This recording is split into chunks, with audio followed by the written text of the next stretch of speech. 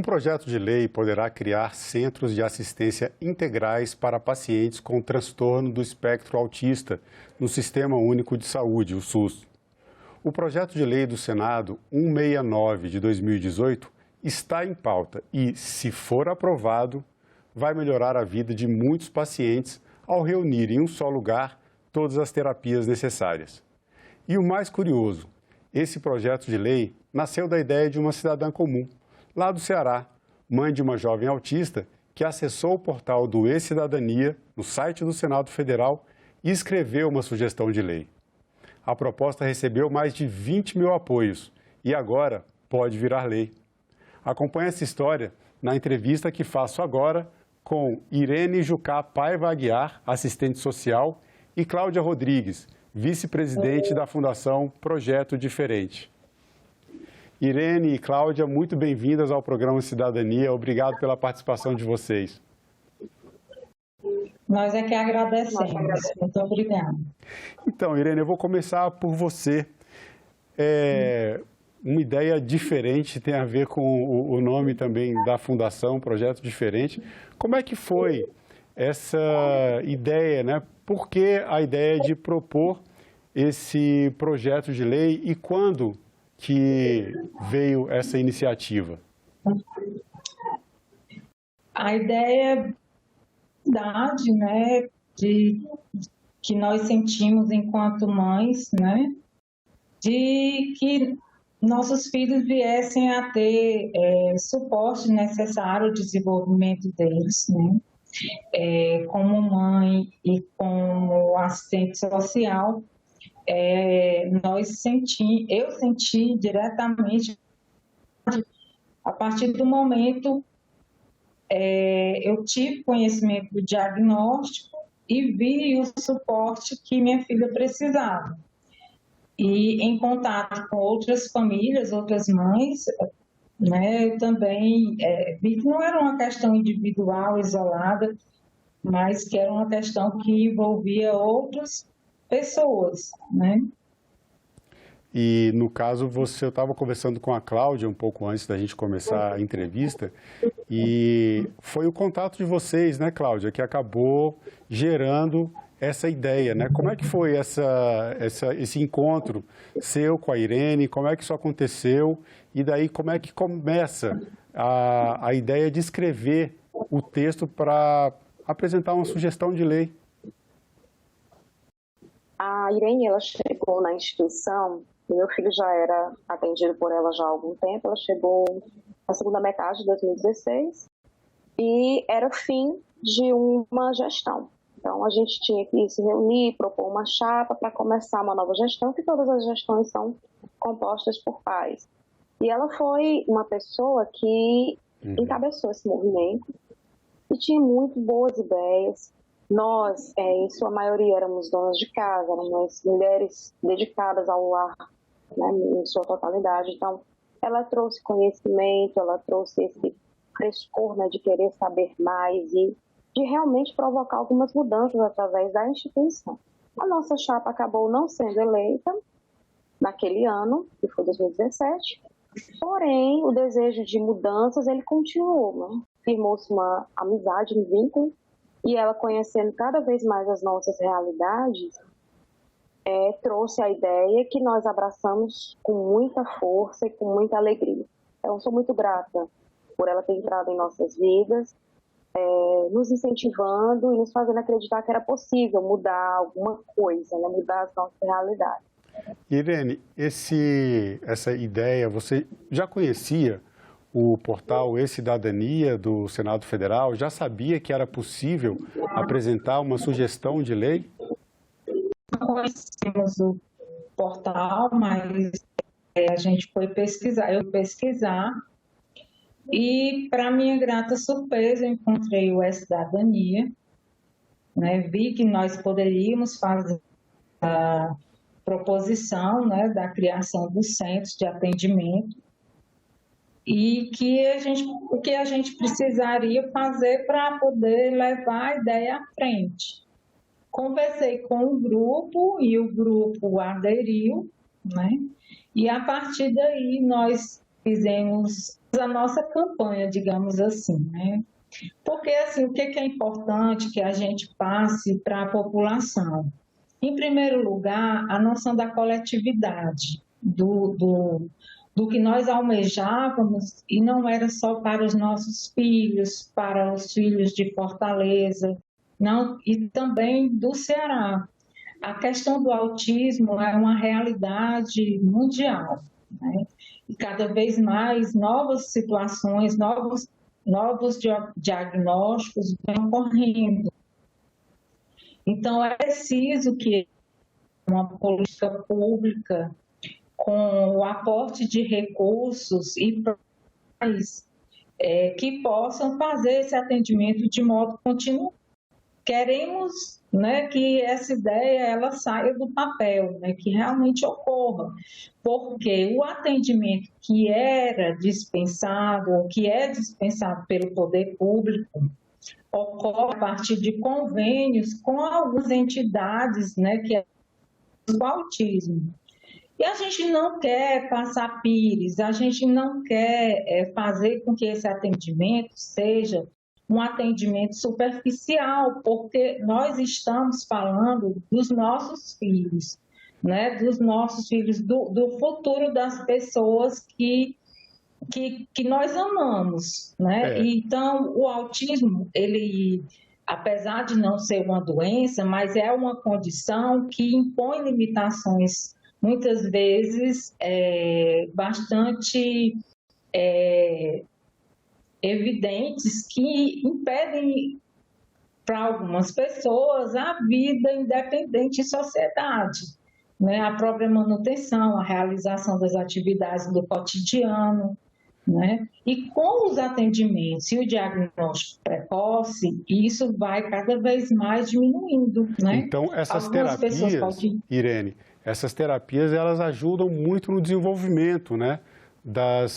Principalmente das crianças, no caso, quando o atendimento começa cedo, né? O diagnóstico vem cedo, isso ajuda nesse desenvolvimento. Não tem uma cura, como você colocou, não é uma doença, é uma condição, mas ajuda bastante a melhorar essa condição das pessoas que têm autismo, que vão poder socializar melhor, ter mais autonomia, mais independência.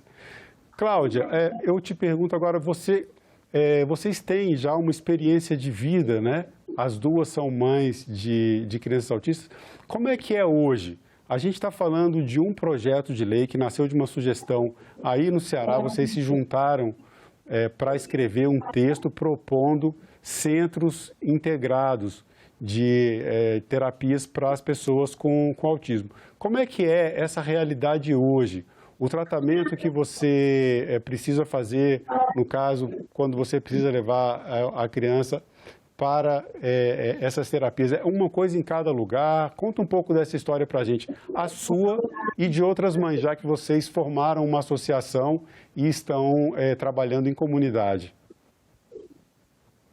A minha história, como muitas outras, né, começa com a dificuldade pelo diagnóstico. Né? O neuropediatra é um profissional muito difícil pela rede pública aqui no nosso município.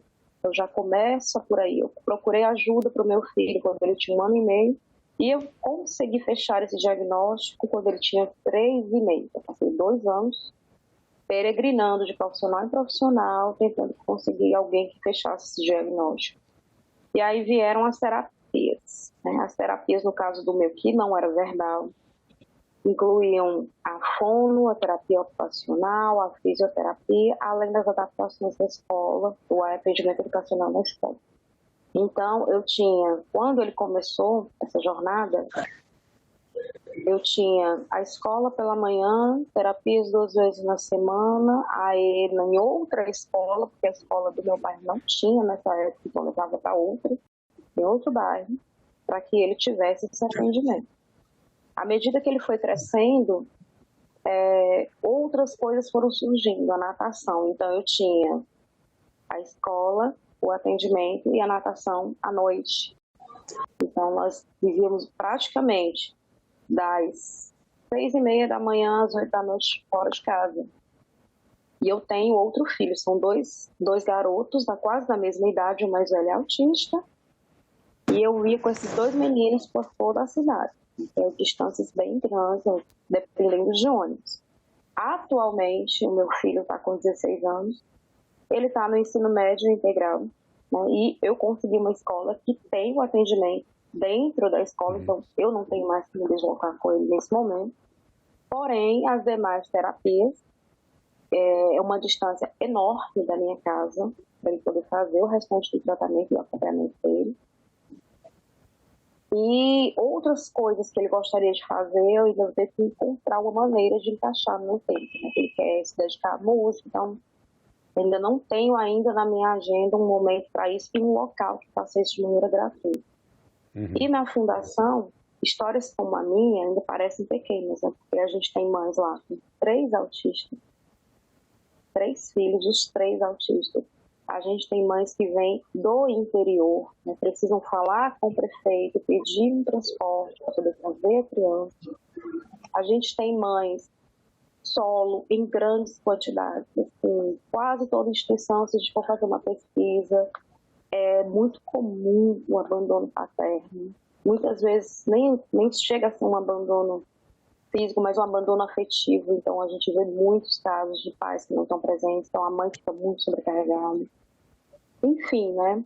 É uma longa demanda. Né? Meu segundo filho passou a fazer tratamento psicológico devido à convivência com o irmão, que era um autismo muito grave na época que foi diagnosticado. Hoje evoluiu para o nível 2, Sim. Ele hoje verbaliza. Mas, por ocasião do diagnóstico, era um nível mais elevado, ele tinha um alto grau de agressividade. Então, o mais novo precisou de apoio psicológico também. Então, eu vivia em função dos filhos, 100% do meu tempo. E ainda assim, não conseguia o suficiente para que ele tivesse tudo. É um odontologista, pelo amor de Deus. Tratamento odontológico para uma pessoa autista é uma odisseia, realmente. Ainda mais num grau severo, né? Fica bem difícil mesmo. Então, Irene, depois aqui, agora vocês contaram um pouco da experiência de cada um de vocês com a realidade atual dessas terapias para as pessoas autistas, com as dificuldades que vocês têm e de outras mães que fazem parte da associação desse trabalho comunitário que vocês estão fazendo. Então, vocês juntaram, escreveram uma sugestão de lei, colocaram a sugestão de lei dentro do portal E-Cidadania no site do Senado Federal. Como é que foi esse trabalho depois de conseguir 20 mil apoios? Não é pouca gente. Muitas pessoas escrevem projetos de lei, nem todos recebem 20 mil apoios e vocês conseguiram. Como é que foi esse trabalho de conseguir 20 mil pessoas para assinarem a sugestão de lei que vocês colocaram no site do E-Cidadania? É para a Irene. Inicialmente, a gente estruturou uma campanha nas redes sociais.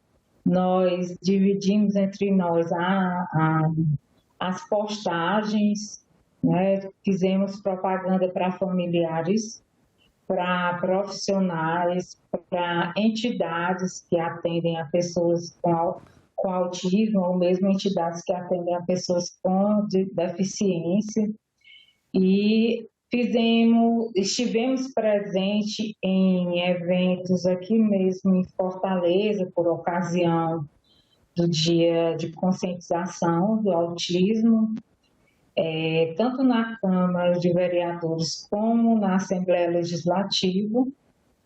Passamos e-mail, estivemos nos eventos que foram promovidos. Em abril, a gente tem a Semana de Conscientização, participamos de caminhadas e tivemos retorno tanto de profissionais, dessas pessoas que nós mobilizamos, de entidades, inclusive fomos procurados por entidades, né? Tem uma entidade chamada Moab, que é que uma das lideranças é o Fernando Cota.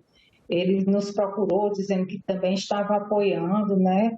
Foi uma ideia bem aceita pela população e hoje, pelo menos a avaliação que eu faço, é que a sociedade concorda conosco, né? Muitas pessoas têm nos procurado e falado da importância de termos esses centros.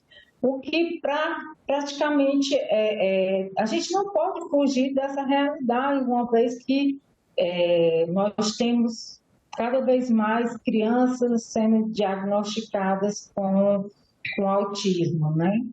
E é importante que a gente leve em consideração as necessidades de todas as faixas etárias, de pessoas que moram nas regiões mais urbanas, as pessoas que moram nas regiões rurais, né? Os atendimentos especializados têm que chegar a todos e a todas, porque é uma necessidade para o desenvolvimento, a cidadania e a participação dessas pessoas, né? Nós somos contribuintes, nós pagamos impostos. Eu preciso dizer que muitas vezes, além de o atendimento pelo SUS, que eu tenho direito, que a minha filha tem direito, eu precisei pagar plano de saúde. Não sendo o plano de saúde suficiente, eu precisei pagar atendimentos particulares. Agora, eu não sou a média da população. Infelizmente, a maioria da população não tem acesso sequer ao SUS em sua integralidade. Esses atendimentos ocorrem de uma maneira fragilizada, né? Onde você muitas vezes pega uma criança, é atendida por um centro de referência, onde ela tem um atendimento grupal, com cerca de 45 minutos, e com todos os profissionais envolvidos. Isso não é suporte especializado, de forma nenhuma, e é o que vem acontecendo agora, inclusive através dos planos de saúde. Nós não queremos que essa realidade continue, porque isso é fingir atendimento, é fingir suporte.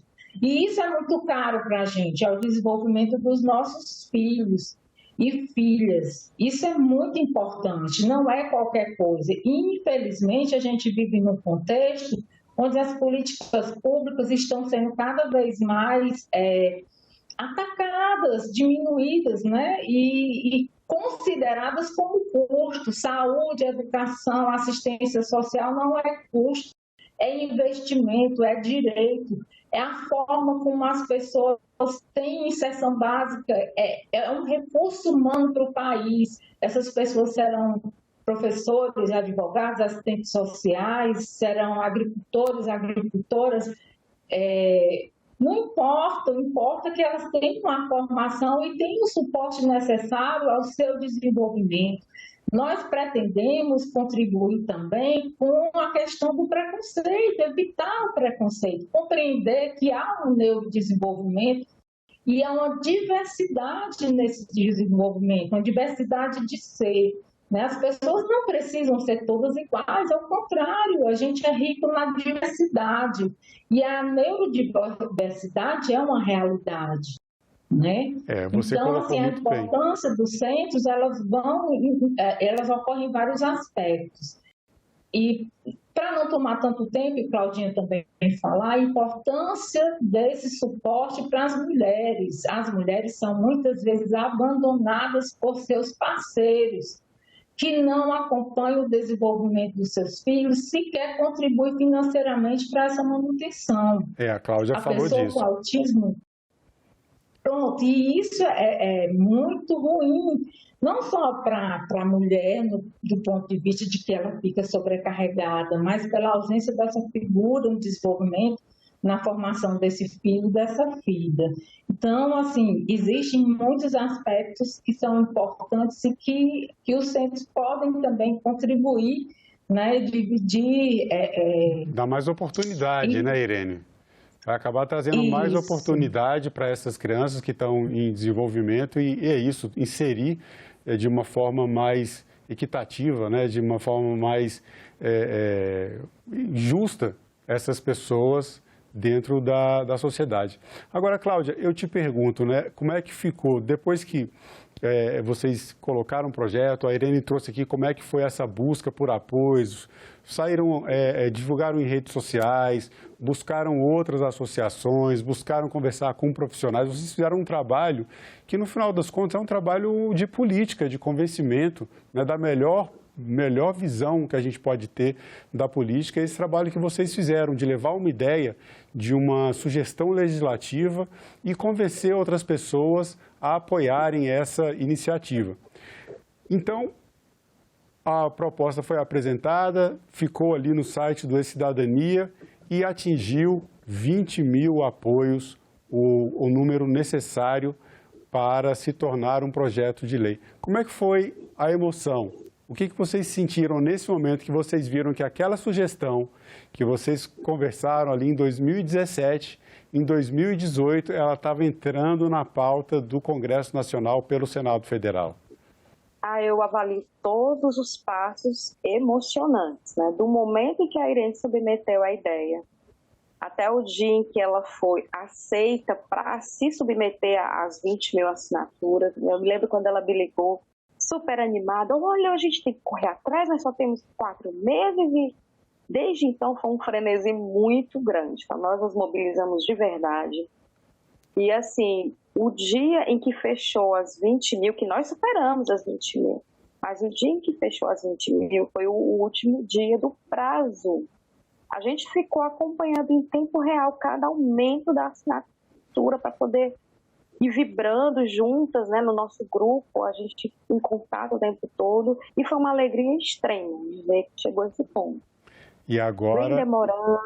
Sim. O desânimo foi batendo com essas mudanças de governo e tudo, mas agora estamos com a nossa energia renovadíssima de novo. Pois é, agora o projeto, né, ele recebeu os 20 mil apoios, foi aprovado, entrou na tramitação do Senado Federal, foi aprovado dentro do Senado Federal e, como todo projeto de lei, foi para apreciação da Câmara dos Deputados. Lá recebeu outro número, foi aprovado na Câmara dos Deputados, eles fizeram uma modificação e então voltou ao Senado.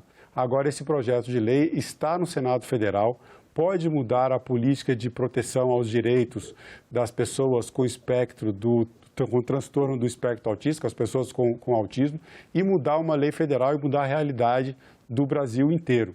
É importante que as pessoas que estão assistindo essa entrevista, elas saibam que entrando no portal do Senado, no E-Cidadania, qualquer cidadão, qualquer cidadã pode propor um projeto de lei, pode apresentar ali uma sugestão daquilo que ela acredita que pode ser lei.